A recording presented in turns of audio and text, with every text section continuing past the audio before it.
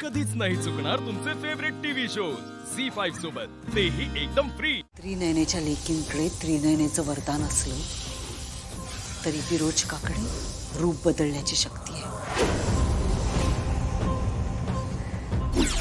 त्या शक्तीनेच नेत्राला तुझं रूप दिलंय मी. तिचं रूपच बदलवून टाकलंय.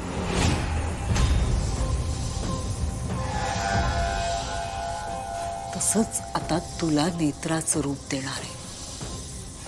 तू आता नेत्रा व्हायचंस.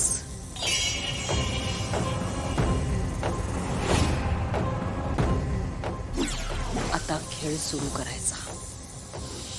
तू नेत्राचं रूप घ्यायचंस आणि सगळं ठरल्याप्रमाणे करायचंस. आता तू नेत्रा झाल्यावर आपला विजय निश्चित आहे. काळजीचं काही कारणच नाहीये. जा, कामाला लाग.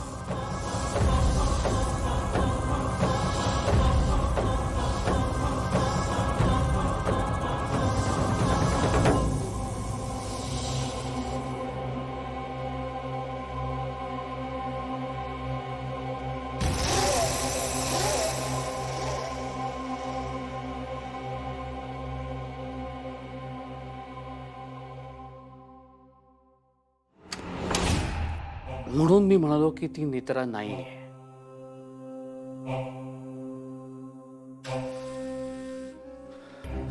पण पण बाबा, मी नेत्राला स्टोर रूम मध्ये जेव्हा त्या पेटीमधून बाहेर काढलं तेव्हा नेत्रा मला क्लिअरली म्हणाली होती की त्या बाईने तिला त्या पेटीमध्ये बंद केलं होतं. अरे पण मी जे पाहिलंय, जे ऐकलंय, त्याकडे मी दुर्लक्ष कसं करू? रुपाली कशी आहे ह्याची सगळ्यांनाच कल्पना आहे. त्यामुळे या गोष्टीकडे दुर्लक्ष करता येणार नाही, हेही तितकंच खरं आहे. तर कशावर विश्वास ठेवायचा, कशावर ठेवायचा नाही, याचा आपल्याला 100 वेळा विचार करावा लागेल. अद्वैत, मला सांग, तुला कधी तिचा संशय आला होता? तिचं म्हणजे?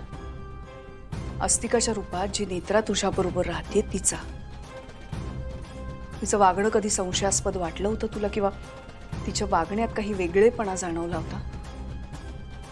नाही, म्हणजे तिचं रूप फक्त अस्तिकाचं आहे. बाकी तिचं वागणं, बोलणं, बाकी सगळं नेत्रासारखंच आहे, नो डाऊट. जी नेत्रा म्हणून आपल्या समोर आली आत्ता,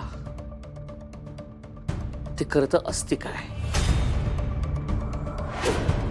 तिला रुपालीने हे रूप दिलंय, तिचीच चाल आहे. नेत्राच्या रूपात जी आली आहे ती अस्तिका आहे असं तुम्हाला वाटतंय, कारण तुम्ही नागाला पाहिलंत. पण आपण गरुड देवाची आरती करून त्या अस्तिकाला या घरातून हाकलून दिलं होतं, हे विसरून चालणार नाही. आणि घरात गरुड देवाची मूर्ती असताना तो नाग या घरात येणं शक्यच नाही.